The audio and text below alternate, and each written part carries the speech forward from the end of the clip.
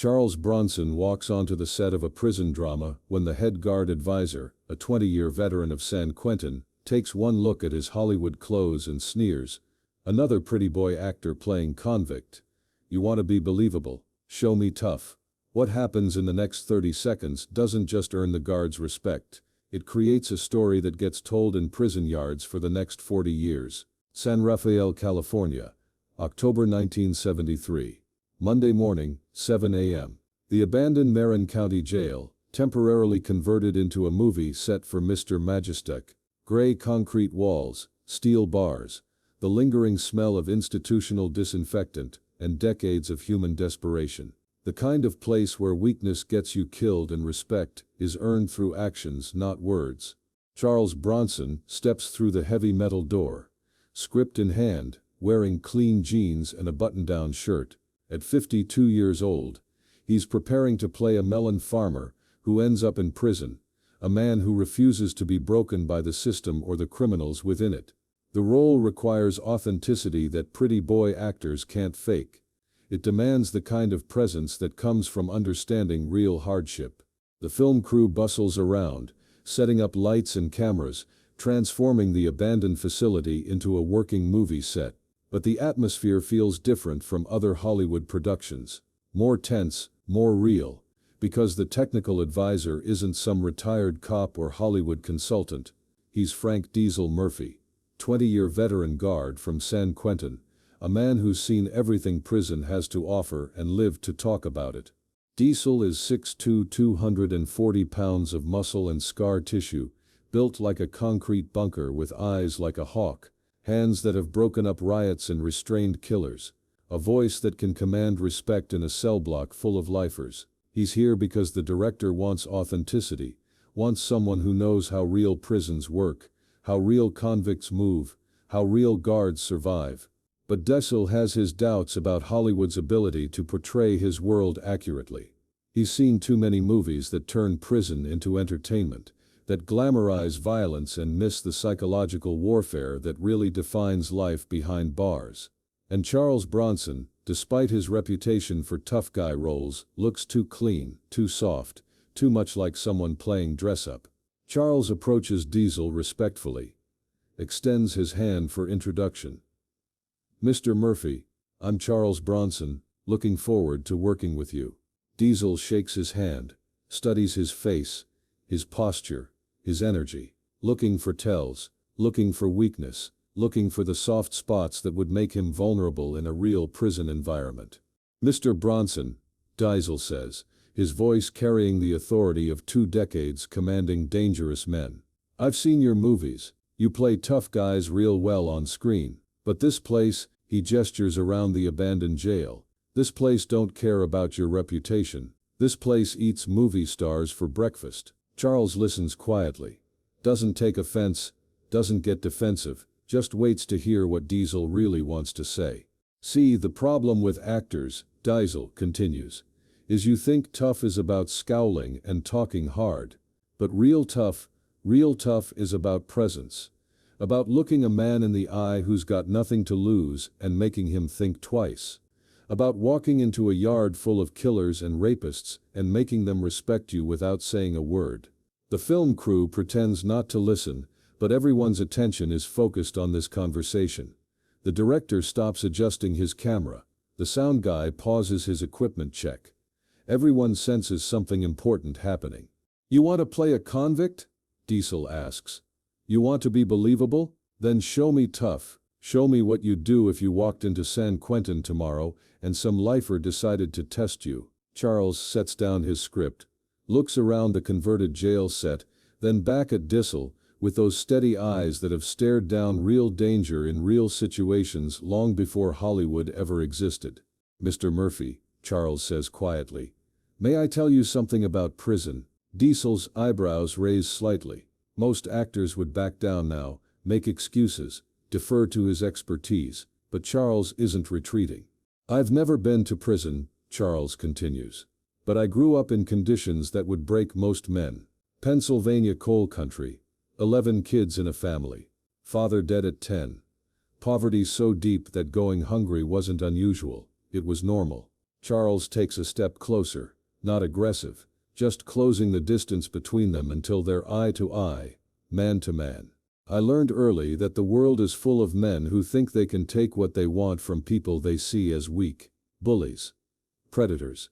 Men who mistake quiet for soft, who think working man means easy target. The set has gone completely quiet. Even the traffic noise from outside seems muted. I learned that the best way to deal with men like that, Charles says, his voice dropping to almost a whisper, isn't to talk tough or act tough. It's to be so completely unafraid of them that they can feel it in their bones. Charles stares directly into Diesel's eyes, not challenging, not threatening, just absolutely, completely unintimidated by 240 pounds of prison-hardened authority. Real tough isn't about size or strength or reputation, Charles continues. It's about looking death in the face and not blinking. It's about being so comfortable with violence that you never have to use it. It's about carrying yourself like a man who's survived everything life can throw at him and is still standing. The silence stretches for 10 seconds. 15, 20. Two men measuring each other, looking for weakness, finding only strength. Then something extraordinary happens. Diesel's expression changes. The hard mask of professional skepticism softens into something like recognition. He's seeing past the Hollywood clothes and movie star, face to the man underneath, the man who grew up hard, the man who earned his toughness in places where weakness meant hunger, maybe death. Son of a bitch, Diesel whispers. You really are the real deal, aren't you? But then a voice calls out from across the set. Murphy, that the movie star you were telling us about. Two men approach. Tommy Bull Ramirez, 15-year veteran corrections officer, built like a refrigerator with fists like hammers. And Danny the Wall O'Brien, 6'5" inches of Irish intimidation, who's seen more prison riots than he cares to remember. They walk over with the casual confidence of men who've never met a problem they couldn't handle, men who've broken up fights between killers. This him? Bull asks, looking Charles up and down. Don't look like much. Movie tough, the Wall adds, his voice like gravel. All makeup and camera tricks. Diesel finds himself in an unexpected position. Minutes ago he was skeptical of Charles. Now he's watching his colleagues make the same mistake he almost made. Charles hasn't moved, hasn't changed expression, just stands there with that same quiet presence, watching these two giants circle him like predators evaluating prey. You know what I think? Bull says, stepping closer. I think you're just another Hollywood fake. What you gonna do when the real world starts knocking? Charles looks at each man slowly. Then he does something that surprises everyone. He smiles. Not a nervous smile. A smile that says he's dealt with men like this before, and knows exactly how this ends. Gentlemen, Charles says. His voice so quiet they have to lean in to hear. You think I'm fake because I'm an actor. That's fair. But may I ask you something? The two guards exchange glances. This isn't how intimidated people usually respond. You've both seen real violence, Charles continues. Real dangerous situations. When a man is truly dangerous, truly comfortable with violence, how does he carry himself? Bull frowns. What do you mean? I mean, Charles says, does a truly dangerous man need to posture? Does he need to threaten? Does he need to prove anything to anyone? The Wall speaks for the first time. Dangerous men don't waste time talking. Exactly, Charles says. Dangerous men don't need to convince anyone they're dangerous. Everyone around them just knows. Charles takes a step back, giving himself space to address both at once. You think I'm fake because I don't look scared of you. But think about that for a moment. Two experienced prison guards, each outweighing me significantly, questioning my toughness. And I'm completely calm. What does that tell you? The Wall's expression changes. He's starting to think.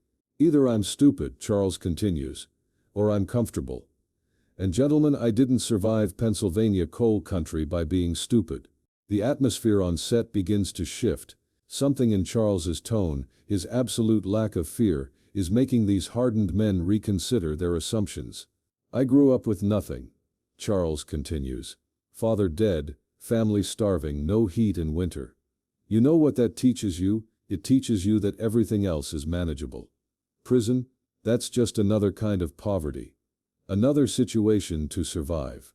Charles pauses, lets that sink in. I've been hungry. I've been cold. I've been afraid. I've been outnumbered. And I'm still here, still standing. That's what real toughness looks like. Not muscles, not attitude. Survival. The wall is the first to extend his hand. Danny O'Brien. I misjudged you. Bull follows suit. Tommy Ramirez. You're all right, Bronson. Charles shakes each hand firmly. Gentlemen, I appreciate you testing me. In your world, testing strangers keeps everyone alive. You know what? Diesel says to his colleagues. He already understands prison psychology better than most convicts. For the next hour, the three guards share stories they've never told Hollywood before. Real stories about men who found strength in the darkest places, who learned to command respect without raising their voices. Charles listens to every word, asks questions that show he understands not just the mechanics of prison life, but the psychology behind it. The way respect is earned. The way men establish hierarchy without violence when violence would get everyone killed. When filming begins, Charles doesn't just play his character. He inhabits him. Carries himself with the quiet confidence that makes other actors step aside without knowing why. Even the extras, many of them ex-convicts hired for authenticity, treat him with the kind of respect usually reserved for proven men. The performance becomes legendary. Not because Charles looks tough on screen, but because he radiates the kind of authentic presence that can't be faked. Years later, when the three guards tell this story to new recruits, they use it as the gold standard for recognizing real strength. Most men try to prove they're tough by acting tough. Diesel would say during training sessions. Charles Bronson proved he was tough by being so comfortable with who he was that he didn't need to prove anything. The Wall would add, real dangerous men don't need to convince you they're dangerous. You just know, something in their eyes, their complete lack of fear. The story spreads through the California correctional system. It becomes part of prison folklore. The day a movie star looked 3 San Quentin veterans in the eye and made them all believers. 30 seconds of eye contact. 1 hour of education. A lifetime of understanding that real strength doesn't need to announce itself. Charles Bronson didn't become tough when he became famous. He became famous because he'd always carried himself like a man who understood that real strength comes from surviving whatever life throws at you and still being able to function when it matters. That's what became legend. Not violence, not intimidation. Just the quiet confidence of a man who survived everything and is still standing. Real tough doesn't need to prove itself. It just needs to be itself.